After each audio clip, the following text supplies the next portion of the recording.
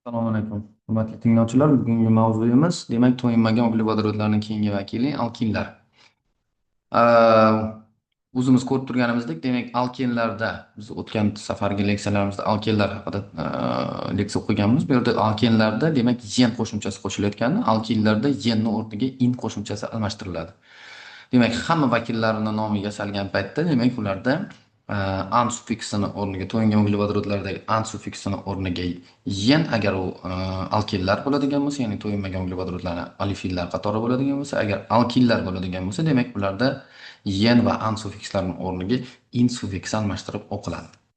Demak, alkinlar bular umumiy formulasi CnH2n -2 ko'rinishga ega bo'lgan, demak, uglevodorodlarning qatori hisoblanadi. Asetilyan uglevodorodlari alkinlar deb ataladi.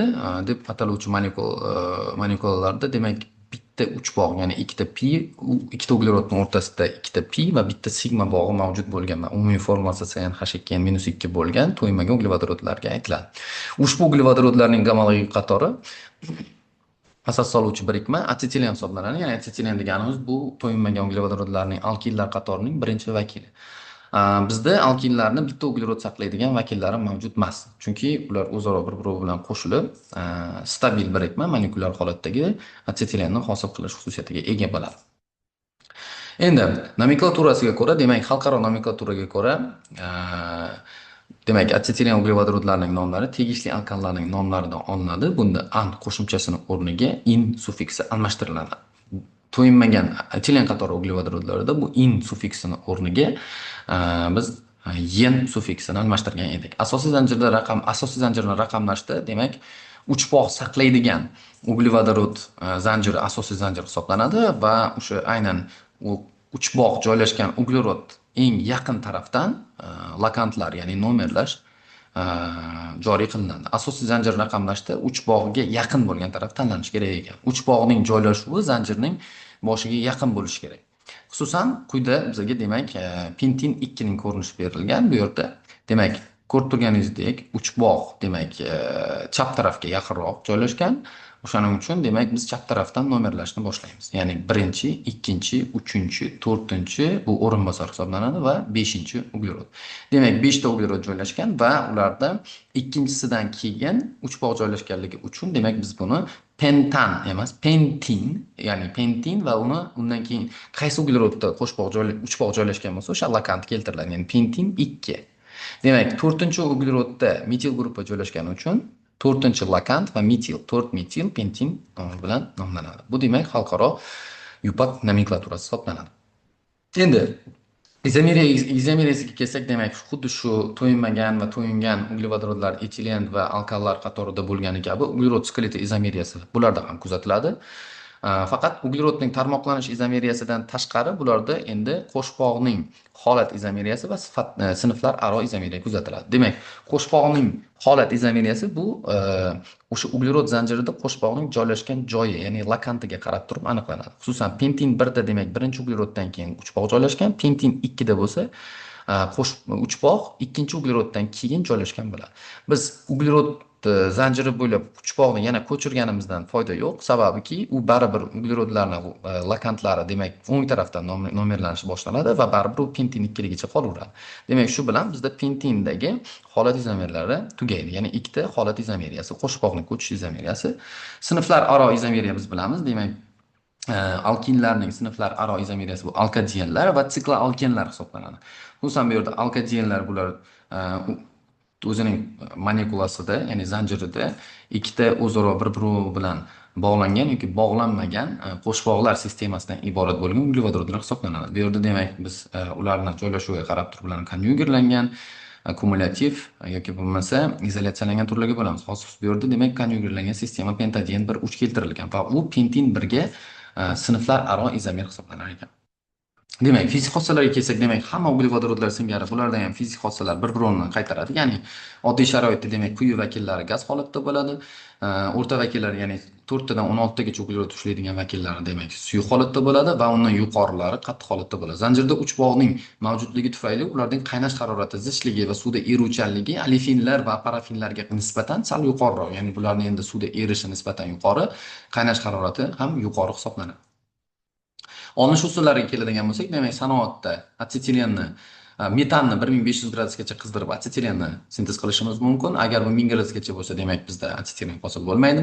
Alkallarni degidrogenlash yo'li bilan, ya'ni yuqori haroratgacha ularni piroliz qilib qizdirib atsetilenni olishimiz mumkin. Xususan, etanni 600-700 gradus temperaturagacha nikel katalizator ishida qizdiradigan bo'lsak, demak, atsetilenni sintez qilishimiz mumkin. Atsetilenni karbid usulida, ya'ni kalsiy karbiddan ham sintez qilishimiz mumkin. Albatta, bu sal qimmatroq usul hisoblanadi. Buni ko'pincha laboratoriyada amalga oshiramiz.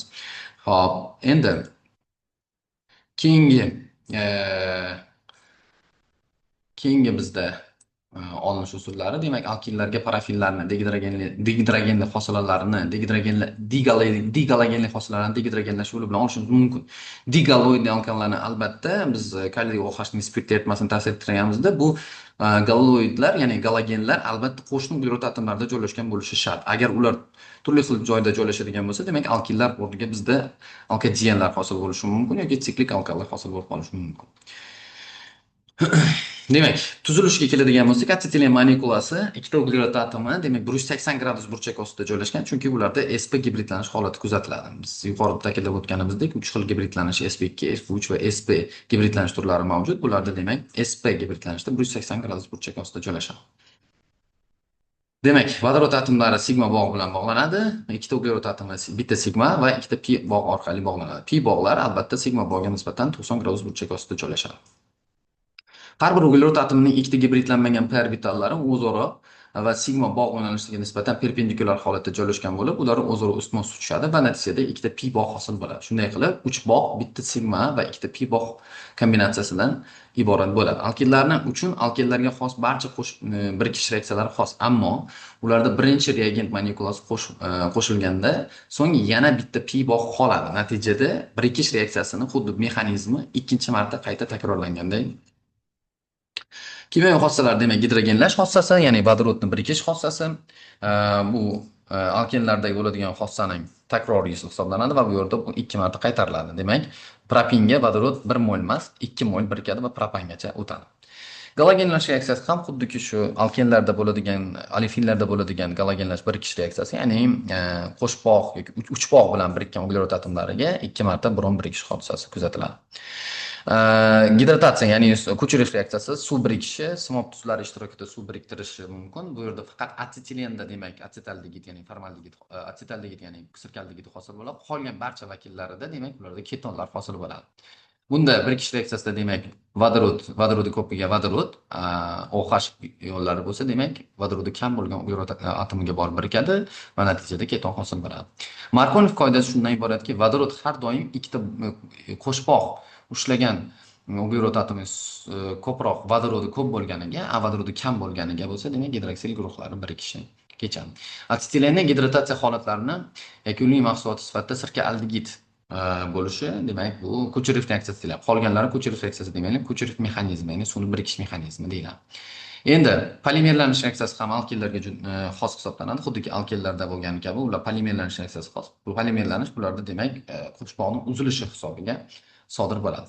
Endi mis komplekslarining ta'siri, bu yerda biz bilamiz, mis komplekslarining ta'siri natijasida bu yerda, demak, asetilendlar hosil bo'ladi, ya'ni asetilen dimerlanishi, trimerlanishi mumkin. Agar mis katalizatorlar ishtirokida bo'lsa, agar bu yerda biz mis tuzlarini ishlatgan bo'lsak, albatta bu yerda asetilendlar, ya'ni asetilenning gomologlari kumush, mis kabi metallarni o'ziga biriktirish xususiyati bor. Mis kompleks tuzlari ta'siri natijasida esa ular yoki dimerlanadi yoki trimerlanadi. Dimerlanish natijasida, demak, vinil asetilen hosil bo'ladi. Trimerlanish natijasida agar aktivlangan ko'mir ustidan o'tkaziladigan bo'lsa, benzol molekulasi hosil bo'ladi. Kislotalik xususiyati. Biz bilamizki, asetilin qator uglevodorodlari boshqa uglevodorodlarga qaraganda, demak, kislotalik xususiyati nisbatan yuqori bo'ladi. Biz ta'kidlab o'tganimizdek, agar asetilin qator uglevodorodlariga vodorod saqlaydigan vakillariga agar mis tuzlarini yoki kumush tuzlarini ta'sir ettiradigan bo'lsak, demak, ular vodorodni almashtirib, kislotalik xususiyatini namoyon qilgan holatda, demak, o'sha mis yoki kumush tuzlarini hosil qilishi mumkin. Bularni biz asetilindlar deb ataymiz. Xuddi shunday natriy metalni ham asetilin, misol uchun, 1 mol asetilin 2 mol natriyni biriktirib, natriy asetilinitni hosil qilishi mumkin. Oksidlanishi, yonish reaksiyasida bularda juda katta energiya ajralib chiqadi. Asetilinning yonish reaksiyasini biz avtogenlarda ishlatamiz, buni bilamiz. Kalsiy karbidni olib kelib suvda eritish natijasida asetilin va asetilin olinadi. Asetilinni, demak, kislorod ballonidagi kislorod orqali yoqish orqali 2500-3000 gradus temperaturani olishimiz mumkin. Bu metallarni kesishda, kavsharlashda ishlatiladi. Shuningdek, kalipermanganatni kislotali yoki suvli eritmalari bilan, demak, asetilin qator uglevodorodlarni oksidlash mumkin. Bunda ko'pincha biz oksalat kislotani olishimiz mumkin. Endi asetilin kislorodda yonganda alanga harorati 3000 gradusgacha yetganligi sababli ko'pincha asetilinni metallarni kesish, payvandlashda qo'llaniladi. Bundan tashqari, asetilin organik sintezda turli xil moddalarni, masalan, sirka kislotani yoki bo'lmasa shunga o'xshagan organik moddalarning sintezida, sintetik kauchuklarni olishda, polivinil xloridni olishda, ko'plab polimer moddalarni olishda ishlatiladi. Demak, shu bilan bugungi darsimiz o'z nihoyasiga yetdi. Hammaga rahmat. Keyingi ma'ruzalarimizda ko'rishguncha.